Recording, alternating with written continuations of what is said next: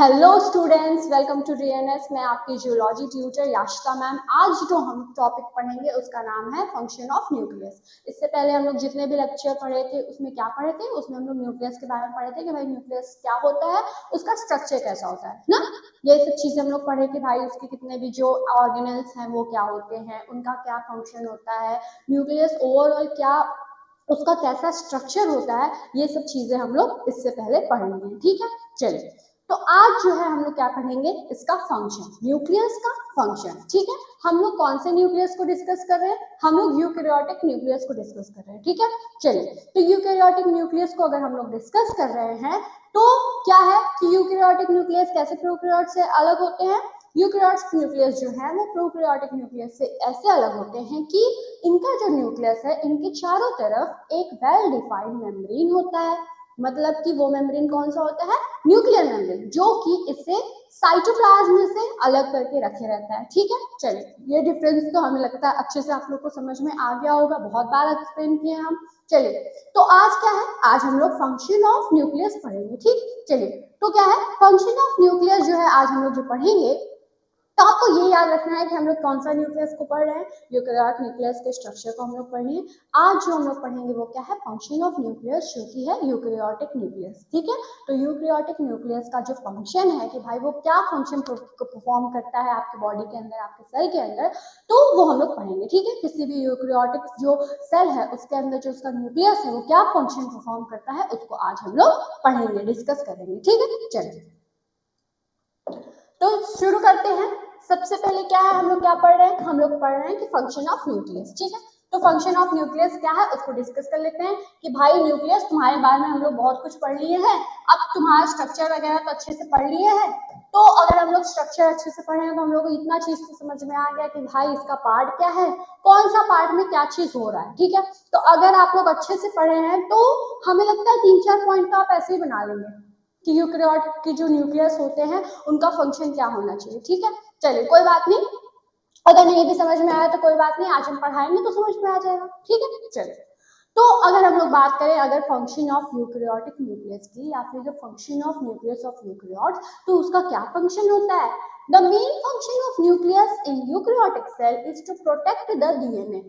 हम क्या बोले थे, हम ये बोले थे पिछले लेक्चर में आपको पढ़ाए थे कि भाई जो सेल के अंदर जो आपका न्यूक्लियस प्रेजेंट है, उस न्यूक्लियस में क्या प्रेजेंट होता है, क्रोमोसोम प्रेजेंट होता है। ठीक है, चलिए। तो क्रोमोसोम किस चीज का मिलकर बना हुआ होता है, वो बन के बना हुआ है आपका डीएनए का। ठीक है, चलिए इसको अच्छे से डिस्कस कर लेते हैं। ये हो गया आपका क्या, ये हो गया आपका सेल। ठीक है, ये हो गया आपका सेल। ये कौन सा सेल है, यूकैरियोटिक सेल। चलिए, तो ये आपका हो गया सेल। इसके अंदर क्या है, ये हो गया आपका न्यूक्लियस। और न्यूक्लियस में क्या पाया जा रहा है, न्यूक्लियस में आपका क्रोमोसोम प्रेजेंट है।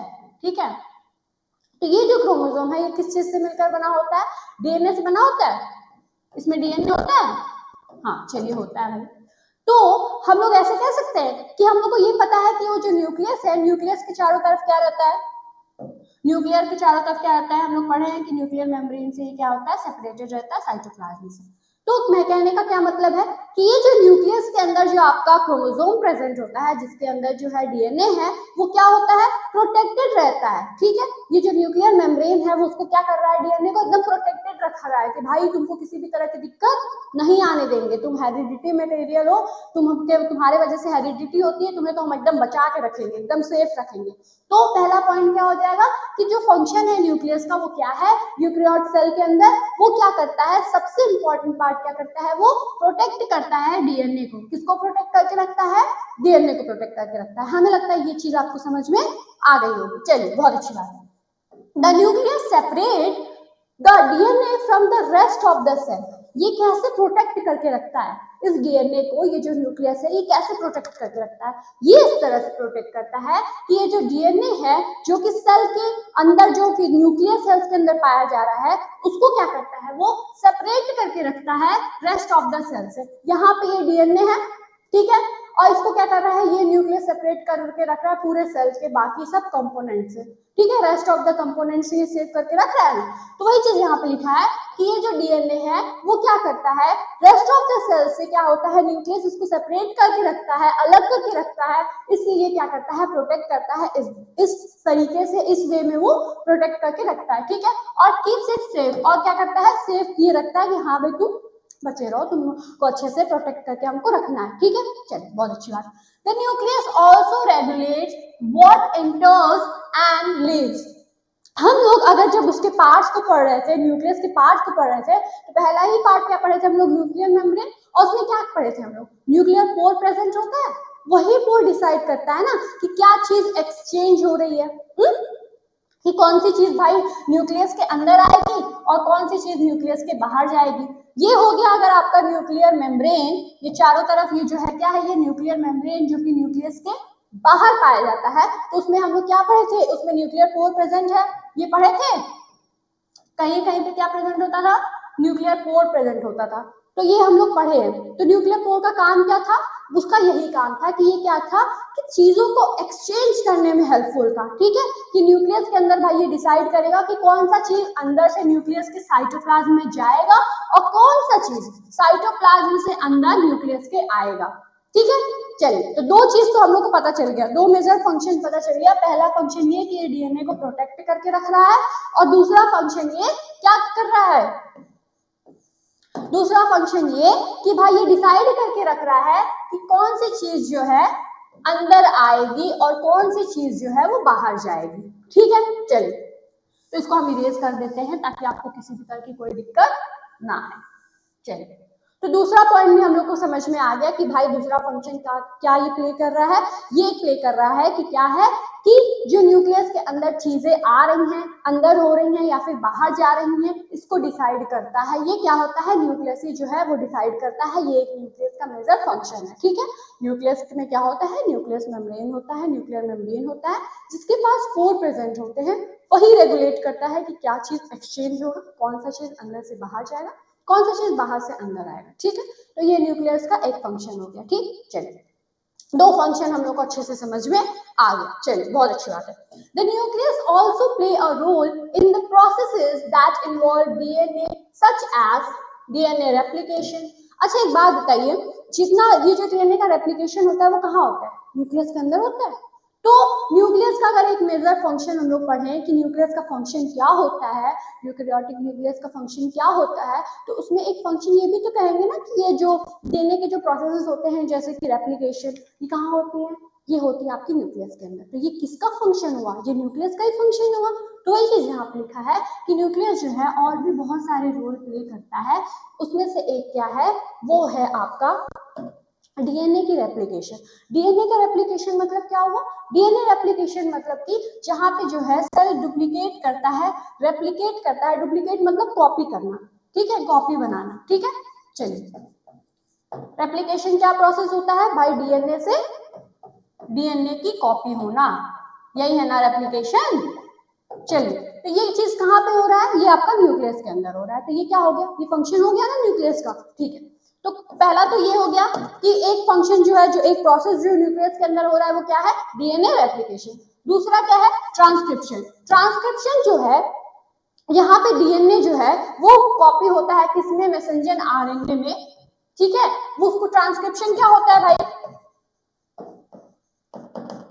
ट्रांसक्रिप्शन एक ऐसी प्रोसेस है जिसमें क्या होता है, डीएनए जो है वो कॉपी होता है, ये जो डबल स्टैंडर्ड डीएनए है वो सिंगल स्टैंडर्ड आरएनए में कन्वर्ट होता है, और ये आरएनए कौन सा बनता है, एमआरएनए बनता है, ठीक है। और इसी प्रोसेस को हम लोग क्या कहते हैं, ट्रांसक्रिप्शन कहते हैं। तो ये जो ट्रांसक्रिप्शन की प्रोसेस है, जहाँ पे क्या हो रहा है, जो डीएनए है वो आरएनए में कन्वर्ट हो रहा है, डीएनए जो है वो किसमें कॉपी हो रहा है, कन्वर्ट नहीं कॉपी कहेंगे हम लोग, कि जो डीएनए है वो कॉपी हो रहा है किसमें, एमआरएनए में, जिस प्रोसेस को हम लोग कहते हैं ट्रांसक्रिप्शन। वो प्रोसेस कहाँ पे होती है, वो प्रोसेस होता है आपका न्यूक्लियस के अंदर, ठीक है। चलिए, तो ये भी एक और फंक्शन हम लोग को पता चल गया भाई, कितने सारे फंक्शन है न्यूक्लियस के। चलिए, फिर तीसरा क्या है, द प्रोडक्शन ऑफ राइबोसोम।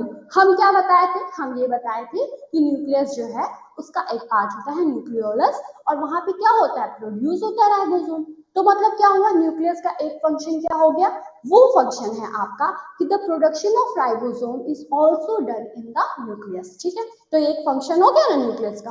ठीक है, अब दूसरा फंक्शन क्या है भाई, रेगुलेटिंग सेल डिवीजन। न्यूक्लियस जो है वो सेल के अंदर सेल डिवीजन को रेगुलेट करता है, ये भी एक फंक्शन है किसका, न्यूक्लियस का। ठीक है, चलिए, तो हमें लगता है कि आपको ये सारी पॉइंट बहुत ही अच्छे से समझ में आ गई होगी।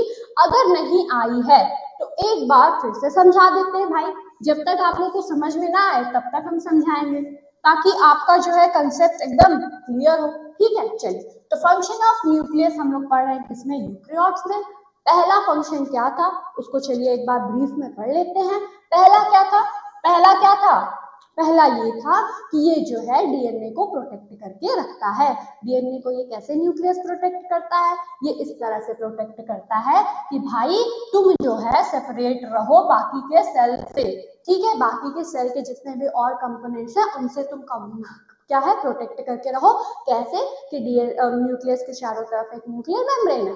ठीक है, वो क्या करता है, वो प्रोटेक्टेड रखता है डीएनए को बाकी सेल के पार्ट से। ठीक है, दूसरा फंक्शन क्या हो गया भाई, दूसरा फंक्शन ये है कि जो न्यूक्लियस है वो रेगुलेट करता है क्या चीज सेल के अंदर, सॉरी क्या चीज न्यूक्लियस के अंदर आएगी और क्या चीज बाहर जाएगी। ठीक है, तो ये भी एक न्यूक्लियस का फंक्शन है, मतलब न्यूक्लियस रेगुलेट करता है कि चीजें, कौन सी चीज जो है वो न्यूक्लियस के अंदर जाएगी, कौन सी चीज जो है न्यूक्लियस के बाहर साइटोप्लाज्म में जाएगी। ठीक है, चलिए, तीसरा चीज क्या हो गया भाई, तीसरा चीज ये है कि बहुत सारे प्रोसेसेस जो हैं वो उसके अंदर होते हैं। ठीक है, बहुत सारे जो प्रोसेसेस हैं जो जिसमें कि डीएनए इन्वॉल्व है, वो सारी प्रोसेसेस न्यूक्लियस के अंदर ही होती हैं। कौन सी प्रोसेस है भाई, वो पहला प्रोसेस तो हो गया आपका डीएनए का रेप्लिकेशन।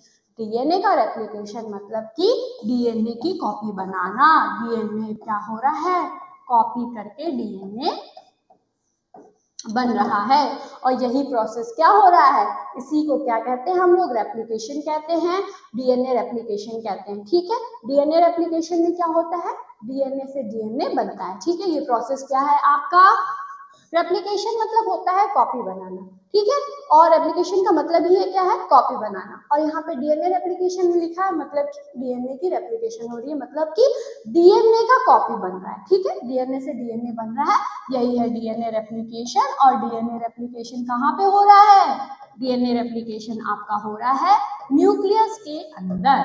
ठीक है, चलिए, दूसरा चीज कौन सा हो रहा है भाई, दूसरा चीज हो रहा है आपका ट्रांसक्रिप्शन, जहां पे क्या होता है, जो न्यूक्लियस के अंदर जो डीएनए प्रेजेंट होता है वो कॉपी हो जाता है किसमें, एमआरएनए में। ठीक है, तो ये होता है ट्रांसक्रिप्शन की प्रोसेस। और ट्रांसक्रिप्शन कहाँ पे हो रही है, ट्रांसक्रिप्शन आपका हो रहा है न्यूक्लियस के अंदर। ठीक है, तीसरा चीज क्या है, तीसरा चीज है राइबोसोम्स को प्रोड्यूस करना।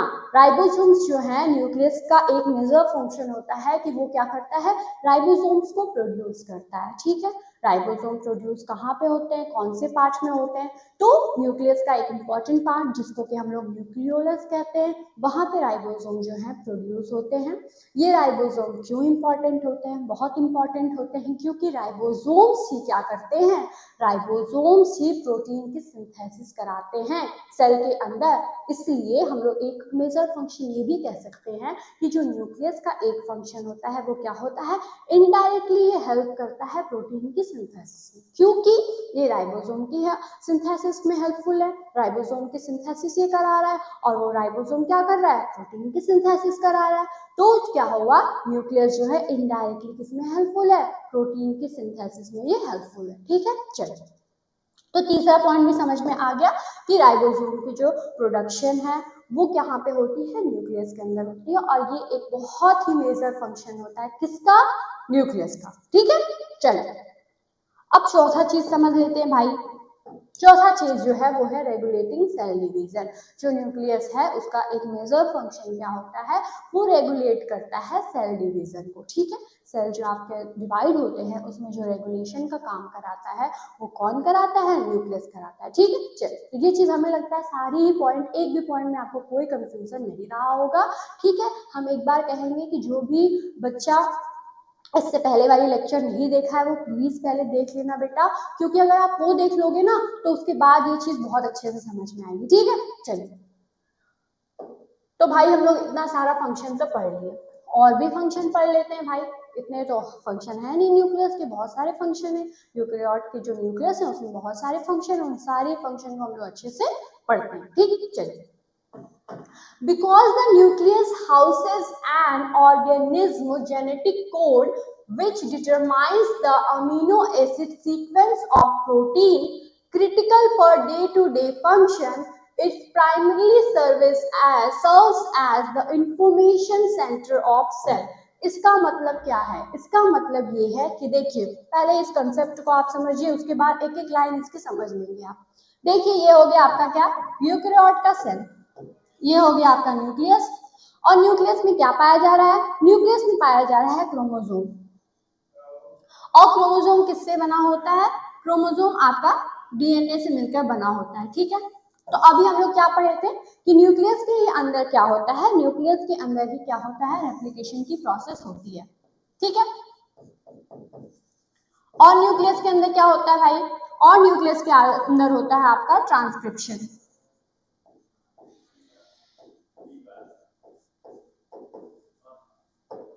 न्यूक्लियस के अंदर और क्या हो रहा है? न्यूक्लियस के अंदर हो रहा है आपका ट्रांसक्रिप्शन। ठीक है, ट्रांसक्रिप्शन मतलब ये जो डीएनए जो कि प्रेजेंट है इसके अंदर, न्यूक्लियस के अंदर, वो क्या होते हैं, कॉपी होके बनते हैं एमआरएनए। ठीक है,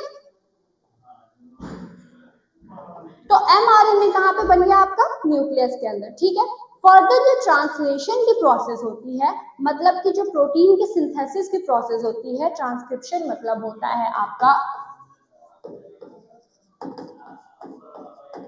ट्रांसक्रिप्शन मतलब होता है आपका जो है एमआरएनए से प्रोटीन की सिंथेसिस होना। ठीक है, एमआरएनए से क्या बनना? प्रोटीन बनना। तो एक बात बताइए, ये जो ट्रांसक्रिप्शन तक हो रहा है, मतलब जो डीएनए है वो आरएनए में कन्वर्ट हो रहा है, आरएनए में कॉपी हो रहा है, तो वो क्या हो रहा है? वो न्यूक्लियस के अंदर हो रहा है। फर्दर क्या होता है, ये जो एमआरएनए यहाँ पे बना है ये चला जाता है आपके साइटोप्लाज्म में।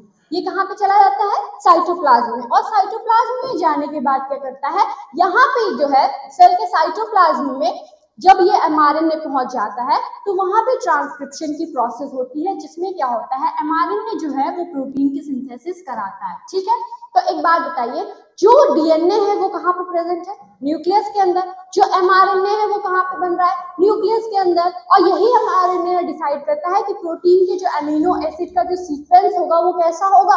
तो ओवरऑल क्या हो रहा है, न्यूक्लियस जो है वो डिसाइड करता है कि प्रोटीन की जो अमीनो एसिड का सीक्वेंस होता है, प्रोटीन किस चीज से बना होता है? अमीनो एसिड से बना होता है। तो ओवरऑल क्या है, जो न्यूक्लियस है वो डिसाइड कर रहा है कि भाई प्रोटीन का अमीनो एसिड का सीक्वेंस कैसा होगा। ठीक है, आप लोग ट्रांसलेशन पढ़े होंगे, उसमें क्या होता है, उसमें ये होता है कि भाई जो एमआरएनए के जो कोड है उसके अकॉर्डिंगली क्या होता है, 3 बेसिस का वो क्या होता है, कोड बन जाता है, और उसके अकॉर्डिंगली टीआरएनए आता है और उसके अकॉर्डिंगली अमीनो एसिड को लाता है, और वहां पे क्या होता है, एक अमीनो एसिड का सीक्वेंस बनता जाता है, और एक स्पेसिफिक अमीनो एसिड का सीक्वेंस एक स्पेसिफिक प्रोटीन को डिसाइड करता है। तो इस वजह से हम लोग इन शॉर्ट कह सकते हैं कि जो न्यूक्लियस होता है वो डिसाइड करता है, क्योंकि न्यूक्लियस के अंदर ही आपका डीएनए प्रेजेंट है, वही एमआरएनए बना रहा है, यही एमआरएनए कहाँ जा रहा है, साइटोप्लाज्म में। और ये जो साइटोप्लाज्म में एमआरएनए है उसमें जो बेसिस के सीक्वेंस है उसके अकॉर्डिंगली ही टीआरएनए आता है और अमीनो एसिड को कैरी करके वहां पे ले जाता है राइबोसोम्स की हेल्प से, वहां पे फिर प्रोटीन की सिंथेसिस होती है। और इसी प्रोसेस में क्या होता है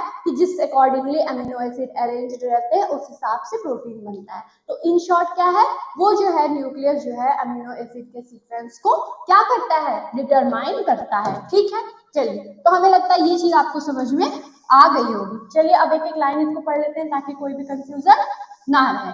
ठीक है, because the nucleus houses an organism genetic material, क्योंकि न्यूक्लियस के अंदर किसी भी ऑर्गेनिज्म का जेनेटिक मटेरियल रहता है, मतलब कि जैसे यूकेरियोट सेल का हम लोग बात कर रहे हैं तो उस यूकेरियोटिक जो सेल है उसका जो जेनेटिक मटेरियल है, जो जेनेटिक कोड है वो कहाँ पे रहता है, न्यूक्लियस के अंदर रहता है, क्योंकि न्यूक्लियस के अंदर ही डीएनए पाया जाता है। ठीक है, तो क्या होता है, ये जो जेनेटिक कोड है वो डिटरमाइन करता है अमीनो एसिड के सीक्वेंस को। यही जो आपका जेनेटिक कोड है जो कि प्रेजेंट है किसके अंदर, न्यूक्लियस के अंदर, यही डिसाइड करता है आपका अमीनो एसिड का सीक्वेंस को। ठीक है, किसके अमीनो एसिड सीक्वेंस को, तो प्रोटीन के जो अमीनो एसिड का जो सीक्वेंस है उसे यही डिटरमाइन करता है। ठीक है, चलिए, जो कि क्रिटिकल होता है for day to day function, जो कि बहुत ही ज्यादा क्रिटिकल होता है, जो कि बहुत ज्यादा इंपॉर्टेंट होता है डे टू डे फंक्शन के लिए।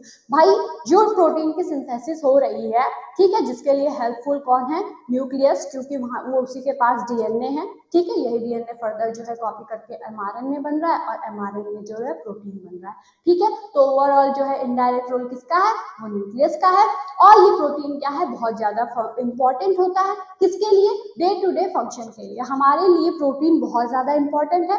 ठीक है, अगर प्रोटीन ना रहे तो क्या कुछ हो पाएगा, नहीं, क्योंकि प्रोटीन बहुत सारी चीजों में हेल्पफुल होता है। ठीक है, चलिए, it primarily serves as the information center of cell। ठीक है, जो न्यूक्लियस है वो क्या है, वो इंफॉर्मेशन सेंटर होता है किसी भी सेल का। क्यों ऐसा कहा गया है, इसलिए कहा गया है क्योंकि देखिए जो न्यूक्लियस है उसी के पास क्या है, आपका जेनेटिक मटेरियल है, मतलब डीएनए है। तो अगर आप हम लोग कहेंगे कि इंफॉर्मेशन है, ठीक है, किसी भी इंसान का जो इंफॉर्मेशन होता है हेरिडिटी वाइज, वो क्या होता है, उसका डीएनए ही होता है। तो अगर हम लोग कहेंगे कि इंफॉर्मेशन सेंटर किसी भी सेल का न्यूक्लियस है, तो ये एकदम सही बात है, क्योंकि न्यूक्लियस के अंदर क्या प्रेजेंट है, डीएनए प्रेजेंट है, जो कि है जेनेटिक मटेरियल, जो कि हेल्पफुल होता है क्या, हेरिडिटी के लिए, कि एक जनरेशन से दूसरे जनरेशन में जो कैरेक्टर्स है, जो हेरिडिटी है, वो कैसे हो पाता है, इसी डीएनए की वजह से हो पाता है। और ये डीएनए किस में प्रेजेंट होता है, न्यूक्लियस में प्रेजेंट होता है। इस वजह से क्या है, न्यूक्लियस जो है बहुत ही ज्यादा इंपॉर्टेंट है।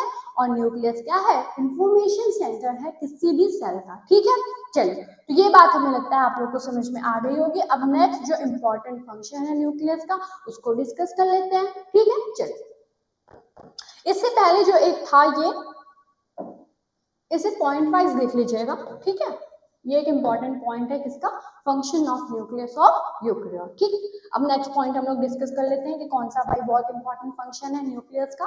ठीक है, यूकेरियोटिक न्यूक्लियस को हम लोग पढ़ रहे हैं, और यूकेरियोटिक न्यूक्लियस का जो इंपॉर्टेंट फंक्शन है उसको और डिस्कस कर लेते हैं। ठीक है, चलिए, तो इसे भी एक पॉइंट वाइज करके और फिर लिखिएगा। ठीक है, जो भी हम आपको पढ़ाते हैं उसे आप पॉज करके नोट डाउन कर लिया कीजिए, नोट्स बनाते रहिए, क्योंकि अगर आप नोट्स बनाएंगे तो आपको चीजें समझ में आएंगी। ठीक है, चलिए, तो अगर next important point, next important function कहा जाए क्या है न्यूक्लियस का, तो उसको डिस्कस कर लेते हैं। ठीक है, चलिए, information in DNA is transcribed or copied into a range of messenger ribonucleic acid molecule, each of which encodes the information from one protein, in some instances more than one protein, such as bacteria। यहाँ पे क्या लिखा है, यहाँ पे in short आप ऐसे समझिए कि न्यूक्लियस का एक इंपॉर्टेंट फंक्शन क्या है, इसका एक इंपॉर्टेंट फंक्शन क्या है, ट्रांसक्रिप्शन। ट्रांसक्रिप्शन को क्या है, हम लोग आगे भी डिस्कस किए थे कि भाई ट्रांसक्रिप्शन क्या होता है। तो ट्रांसक्रिप्शन क्या होता है कि ये जो डीएनए है, ये है आपका डबल स्ट्रैंड। ठीक है, ये क्या है, आपका डीएनए है जो कि है डबल स्टैंडर्ड। ये कॉपी होता है किसमें, एमआरएनए में, जो कि होता है सिंगल स्टैंडर्ड। तो यही जो डीएनए की कॉपी हो रही है एमआरएनए में, इसी प्रोसेस को हम लोग क्या कहते हैं, ट्रांसक्रिप्शन कहते हैं। और ये जो ट्रांसक्रिप्शन की प्रोसेस है, ये कहाँ पे होती है, न्यूक्लियस के अंदर। तो न्यूक्लियस के अंदर अगर ये हो रही है तो ये एक मेजर फंक्शन हो गया ना न्यूक्लियस का, तो वही चीज यहाँ पे लिखा है। ठीक है, तो अब इसको समझ लेते हैं भाई कि ये क्या लिखा है। ठीक है, इंफॉर्मेशन इन डीएनए, जो डीएनए जो कि प्रेजेंट होता है कहाँ पे, न्यूक्लियस में। तो इंफॉर्मेशन जो कि डीएनए के पास होती है वो क्या होती है, ट्रांसक्राइब होती है। ट्रांसक्राइब मतलब कॉपी होना, तो वो कॉपी होती है किसमें, ए range of messenger ribonucleic acid. किसमें होती है भाई, एमआरएनए में होती है। और एमआरएनए का फुल फॉर्म क्या होता है, मैसेंजर राइबोन्यूक्लिक एसिड। ठीक है, तो इसमें क्या लिखा है कि जो डीएनए होता है, जो उसका इंफॉर्मेशन होता है, वो कॉपी होता है किसमें, वो कॉपी होता है आपका एमआरएनए में। और एमआरएनए का फुल फॉर्म क्या है, एमआरएनए का फुल फॉर्म है आपका मैसेंजर राइबोन्यूक्लिक एसिड। ठीक है, चलिए, each of which encode the information for one protein। और ये जो mRNA होता है ये फर्दर क्या होता है, इनकोड करता है, प्रोटीन की जो है सिंथेसिस कराता है। ठीक है, ये ट्रांसक्रिप्शन हो गया। ठीक है, ये तो न्यूक्लियस के अंदर होता है। और एक प्रोसेस होता है ट्रांसलेशन, जिसको हम आपको पहले बताए थे, जो कि होता है यहाँ पे mRNA जो है सिंथेसिस हो गया, किसके अंदर हुआ है, न्यूक्लियस के अंदर हो गया है। ये mRNA जो है वो कहाँ चला जाता है, साइटोप्लाज्म में चला जाता है। वो कहाँ पे चला जाता है, साइटोप्लाज्म में चला गया। तो साइटोप्लाज्म में क्या हुआ, ये mRNA जो है वो प्रेजेंट है, ये चला गया और ये फर्दर क्या करता है, ट्रांसलेशन की प्रोसेस से क्या करता है, प्रोटीन की सिंथेसिस करता है। ठीक है, ठीक है।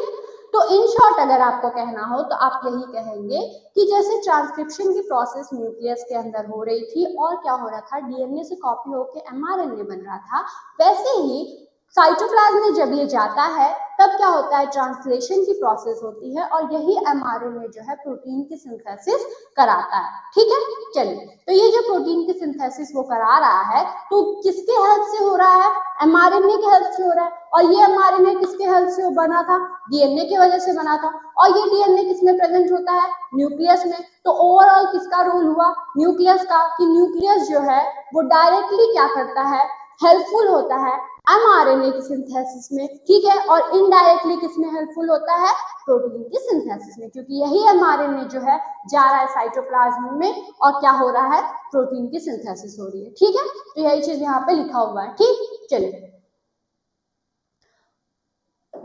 नेक्स्ट पॉइंट को डिस्कस कर लेते हैं।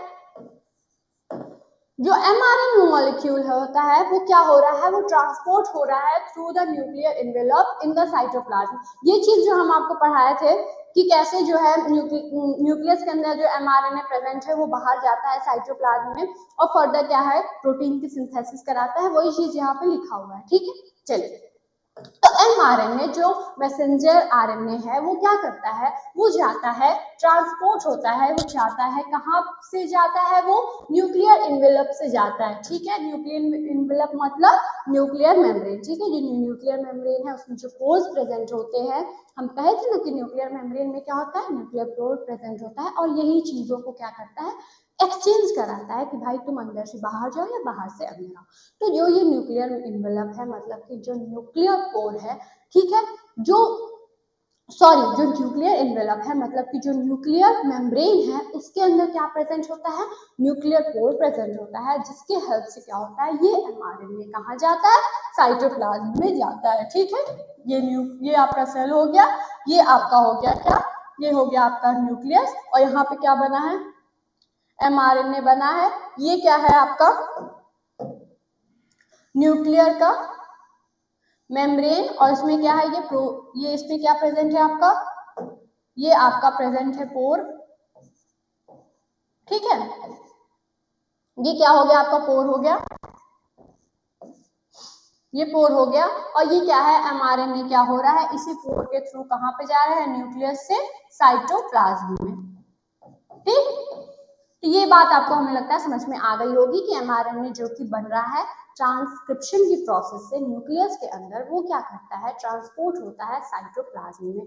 किसकी हेल्प से होता है ये ट्रांसपोर्ट, ये न्यूक्लियर मेम्ब्रेन के हेल्प से होता है। कैसे न्यूक्लियर मेम्ब्रेन से होता है भाई, तो न्यूक्लियर मेम्ब्रेन में जो होता है न्यूक्लियर कोर प्रेजेंट होता है और इसी के हेल्प से जो है एमआरएनए जो होता है वो न्यूक्लियस से कहाँ चला जाता है, साइटोप्लाज्म में चला जाता है। ठीक है, चलिए, तो ये चीज हमें लगता है आपको समझ में आ गई होगी। ठीक है, वेयर दे आर ट्रांसलेटेड, और यहाँ पे ये जो चला जाता है साइटोप्लाज्म में चला गया एमआरएनए, तो वहां पे जाके क्या होता है, ट्रांसलेटेड होता है, मतलब ट्रांसलेशन की प्रोसेस होती है। और ट्रांसलेशन में क्या होता है, serving as template for the synthesis of specific protein. ये क्या होता है, ये जो mRNA जो कि साइटोप्लाज्म में चला गया, वहां पे क्या होता है, ये mRNA जो है वो टेम्पलेट की तरह सर्व होता है कि भाई मेरे हम वो जो mRNA है वो टेम्पलेट की तरह एक्ट होता है और क्या होता है, सिंथेसिस होती है प्रोटीन्स की। ठीक है, हर mRNA से एक स्पेसिफिक प्रोटीन बनता है। ऐसा नहीं है कि कोई भी mRNA है और उससे एक ही तरह का प्रोटीन बन रहा है। हर mRNA जो है वो अलग अलग होता है, अलग अलग जो mRNA होते हैं अलग अलग स्पेसिफिक प्रोटीन्स को बनाते हैं। ठीक है, तो यही चीज यहाँ पे लिखा है कि भाई जो mRNA है वो ट्रांसपोर्ट हो जाता है किसमें, साइटोप्लाज्म में, किसकी हेल्प से, न्यूक्लियर मेम्ब्रेन की हेल्प से, क्योंकि उसमें न्यूक्लियर पोर प्रेजेंट होता है। और ये जो है mRNA क्या होता है, जब साइटोप्लाज्म में प्रेजेंट चला जाता है तो वहां पे क्या करता है, टेम्पलेट की तरह एक्ट करता है और टेम्पलेट की तरह सर्व होने के बाद क्या करता है, ये क्या होता है, हेल्पफुल होता है प्रोटीन की, स्पेसिफिक प्रोटीन की सिंथेसिस में। तो ये क्या हो गया, एक मेजर फंक्शन हो गया किसका, न्यूक्लियस का। ठीक है, चलिए तो एक और फंक्शन पढ़ लेते हैं। अभी तक तो बहुत सारा फंक्शन हम लोग किसका पढ़ लिए भाई, न्यूक्लियस का पढ़ लिए। ठीक है, लेकिन अभी हम लोग जैसे कि बड़े हो गए भाई, ठीक है, कॉलेज में आ गए, तो इतने से तो काम होगा नहीं, और पढ़ना होगा और समझना होगा और सारे जो पॉइंट्स है जो हम लोग को रिमेम्बर करके रखने होंगे और पेपर में जाके लिखना होगा, ताकि जो है हमारा जो है एग्जाम जो है वो अच्छा जाए और साथ ही साथ क्या है हमारा कंसेप्ट भी क्लियर हो कि भाई न्यूक्लियस जो है जो कि यूकेरियोट्स में प्रेजेंट है, न्यूक्लियस जो कि यूकेरियोटिक न्यूक्लियस है जिसको हम लोग पढ़ रहे हैं, उसका आखिर फंक्शन क्या क्या है। ठीक है, चलिए तो न्यूक्लियस का एक और मेजर फंक्शन क्या होता है, ये कंट्रोल करता है और रेगुलेट करता है किसको, एक्टिविटीज ऑफ द सेल को। ठीक है, ये एक मेजर फंक्शन है किसका,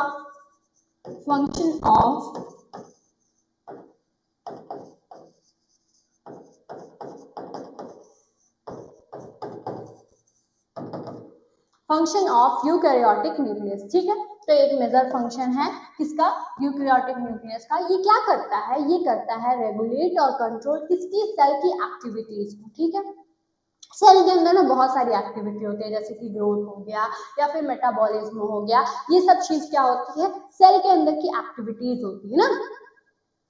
तो जितने भी सेल के अंदर अलग अलग तरह की एक्टिविटी हो रही है, जैसे कि सेल का ग्रोथ हो रहा है या फिर उसके अंदर मेटाबॉलिज्म हो रहा है। मेटाबॉलिज्म मतलब क्या होता है, मेटाबॉलिज्म मतलब एक ऐसा प्रोसेस जिसमें कुछ चीज या तो बनता है या फिर टूटता है। ठीक है, तो मेटाबॉलिक कैसे होते हैं भाई, मेटाबॉलिक रिएक्शंस कैसे होते हैं, कैटाबॉलिक होते हैं और एनाबॉलिक होता है। ठीक है, तो कैटाबॉलिक और एनाबॉलिक एक ऐसा प्रोसेस होता है जिसमें एक में तो क्या होता है कि एक में चीजें टूटती हैं और एक में क्या होता है, एक में छोटी छोटी चीजें मिलकर एक नया मॉलिक्यूल को बनाती हैं। तो यही जो कैटाबॉलिक और एनाबॉलिक रिएक्शन होता है, जो प्रोसेस होता है, जो कि टाइप के किसके, मेटाबॉलिक प्रोसेस के टाइप हैं, ये सारे जो प्रोसेसेस होते हैं ये किसके द्वारा होते हैं, ये कौन इसमें हेल्पफुल होता है, कौन इसकी हेल्प करता है, तो वो करता है आपका न्यूक्लियस। तो जो न्यूक्लियस होता है वो क्या करता है, वो कंट्रोल करके रखता है, वो रेगुलेट करके रखता है सेल की एक्टिविटीज को। और सेल की कौन कौन सी एक्टिविटीज को वो रेगुलेट कर रहा है या फिर कंट्रोल कर रहा है, तो वो क्या है, वो ग्रोथ हो गया आपका, वो मेटाबॉलिज्म हो गया, ये सब चीजों को क्या होता है, न्यूक्लियस जो है वो कंट्रोल करता है, रेगुलेट करता है। ठीक है, चलिए, and carries the genes structures that contain the hereditary information। और जो है वो है इसका एक मेजर फंक्शन, एक इंपॉर्टेंट फंक्शन कि जो न्यूक्लियस है वो क्या करता है, जीन्स को कंटेन करके रखता है जो कि इंपॉर्टेंट होती हैं किसके लिए, हेरिडिटी इंफॉर्मेशन के लिए। जीन्स क्या है, तो जीन्स जो है वो क्या है, तो जीन्स एक ऐसी चीज होती है जो कि प्रेजेंट होती, जो किससे बनी हुई होती है, वो डीएनए से बनी हुई होती है। मतलब जीन्स में क्या प्रेजेंट होता है, डीएनए प्रेजेंट होता है। तो हम लोग बहुत बार पढ़ चुके हैं कि भाई जो डीएनए है वो किस में प्रेजेंट है, न्यूक्लियस में प्रेजेंट है। तो अगर न्यूक्लियस में अगर डीएनए प्रेजेंट है तो मतलब जीन्स प्रेजेंट है। ठीक है, तो जीन्स जो है वो कहाँ प्रेजेंट है, न्यूक्लियस में प्रेजेंट है। और जीन्स क्या होती हैं, हेरिडिटी मटेरियल होती हैं। मतलब कि जो न्यूक्लियस है वो किसको कंटेन करके रखा है, वो किसको रखा हुआ है अपने अंदर, वो रखा हुआ है आपका हेरिडिटी मटेरियल को, हेरिडिटी इंफॉर्मेशन को, जो कि बहुत ही इंपॉर्टेंट फंक्शन है न्यूक्लियस का। ठीक है, चलिए एक और बार इसको पढ़ लेते हैं ताकि आपको किसी भी तरह का कोई कंफ्यूजन ना रहे। चलिए, तो ये जो जीन्स हैं, जो कि स्ट्रक्चर्स होती हैं, एक ऐसी स्ट्रक्चर होती हैं जो क्या करती है, कंटेन हेरिडिटी इंफॉर्मेशन को।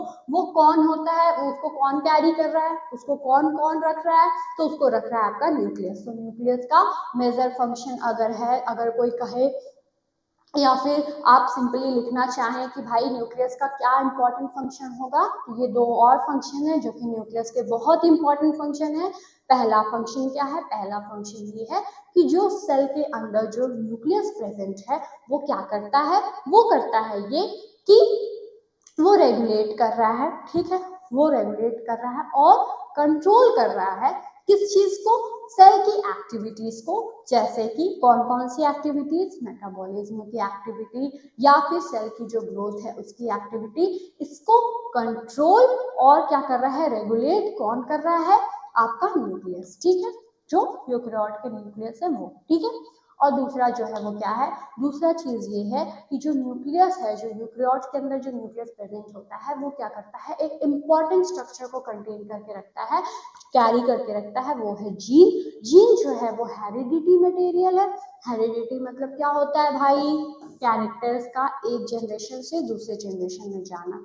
तो वो जो हेरिडिटी इंफॉर्मेशन है, हेरिडिटी मटेरियल है, वो कौन कंटेन करके रखता है, आपका न्यूक्लियस कंटेन करके रखता है। और ये जो है एक बहुत ही मेजर फंक्शन है किसका, न्यूक्लियस का। ठीक है, चलो हमें लगता है कि आपको ये चीजें समझ में आ रही होंगी। ठीक है, अब हम क्या किए हैं कि जो फंक्शन ऑफ न्यूक्लियस है, जो यूकेरियोट के जो न्यूक्लियस है उसका जो फंक्शन है उसको एक शॉर्ट ब्रीफली जो लिखना होता है उसमें हम लिख दिए हैं ताकि आपको किसी भी तरह का कोई कंफ्यूजन ना रहे।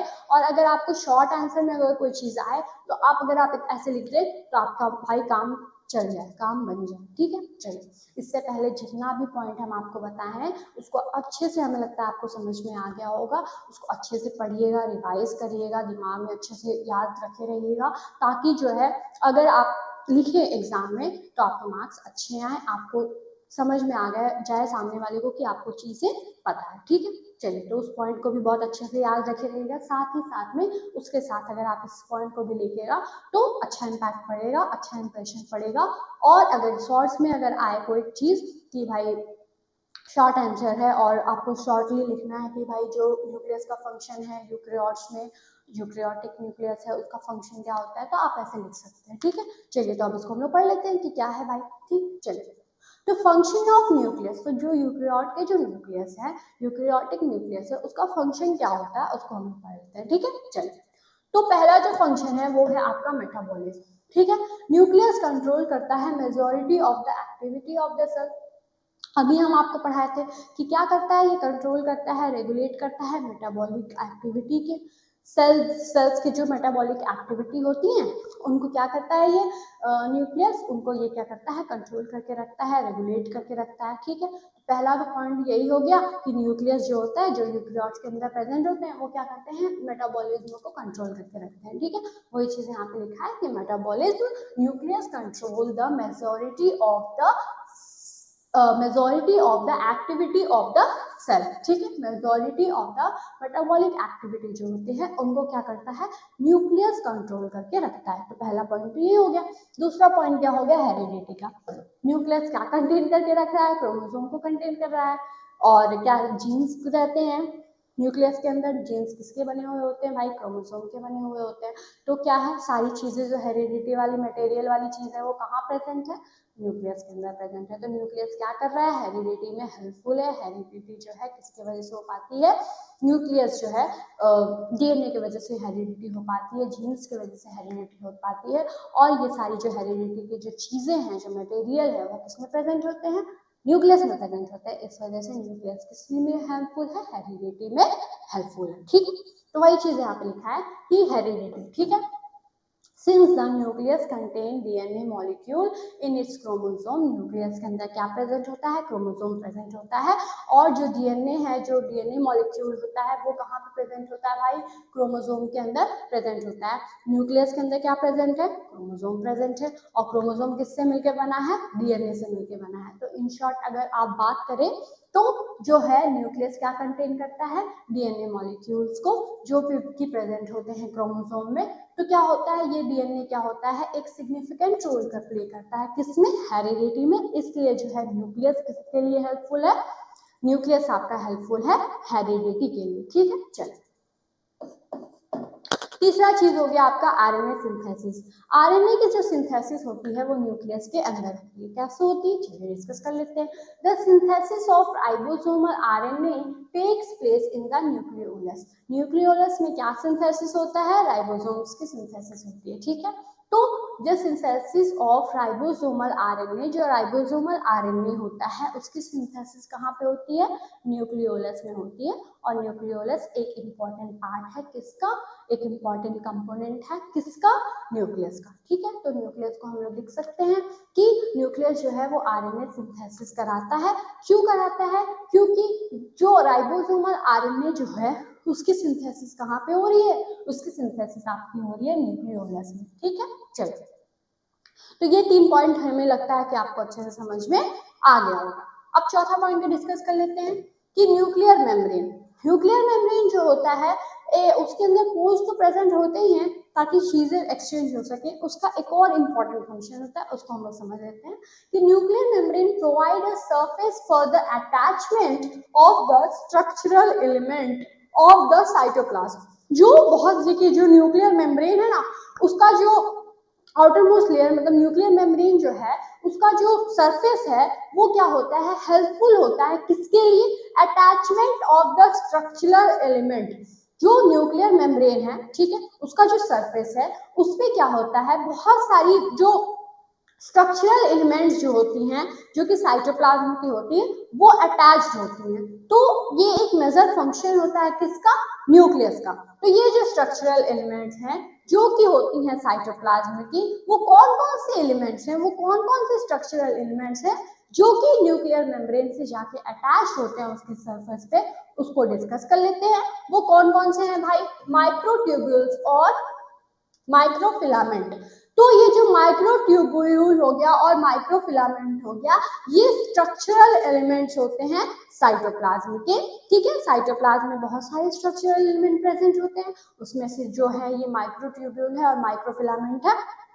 वो जो है वो क्या करते हैं, इसके जो न्यूक्लियर मेम्ब्रेन होता है, न्यूक्लियस का जो न्यूक्लियर मेम्ब्रेन होता है उस पर जाके उसके सरफेस पे अटैच होते हैं। ठीक है, और ये एक मेजर फंक्शन होता है किसका, न्यूक्लियस का। ठीक है, चलो nucleus contains the initiating factor for protein synthesis. हम लोग क्या पढ़े थे, हम लोग पढ़े थे कि न्यूक्लियस के अंदर भैया क्या हो रहा है, क्या हो रहा है कि उसके अंदर रेप्लिकेशन हो रही है, डीएनए की रेप्लिकेशन हो रही है और साथ साथ में ट्रांसक्रिप्शन हो रहा है। ठीक है, जहाँ पे जो डीएनए है वो कॉपी हो जा रहा है एमआरएनए में, और यही एमआरएनए बाहर जाता है साइटोप्लाज्म में और प्रोटीन के सिंथेसिस होती है। ये हम लोग पढ़ चुके हैं।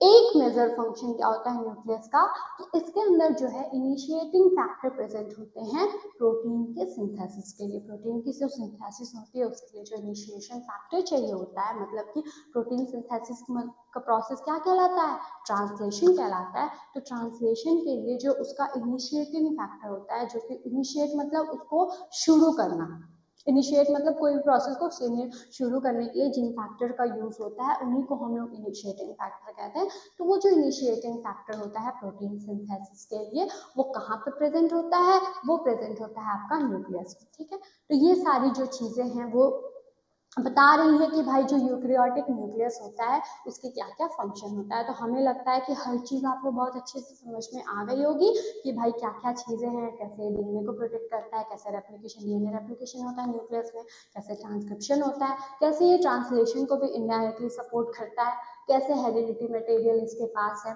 कैसे चीज़ें एक्सचेंज होती हैं, इसके लिए हेल्पफुल न्यूक्लियस है, कैसे जो है वो हेरिडिटी तो करवा ही रहा है, साथ साथ में क्या हो रहा है, आरएनए की सिंथेसिस कैसे होती है, ठीक है। तो न्यूक्लियस जो है वो कैसे हेल्पफुल है आरएनए के सिंथेसिस के लिए। जो न्यूक्लियस का एक मेजर फंक्शन है वो है आरएनए की सिंथेसिस कराना। तो जो न्यूक्लियस के अंदर उसका एक इम्पॉर्टेंट पार्ट न्यूक्लियोलस होता है, वही क्या कराता है, वो राइबोसोमल आरएनए की सिंथेसिस कराता है, ठीक है। तो हमें लगता है सारी जो पॉइंट है आपको अच्छे से समझ में आ गई होंगी।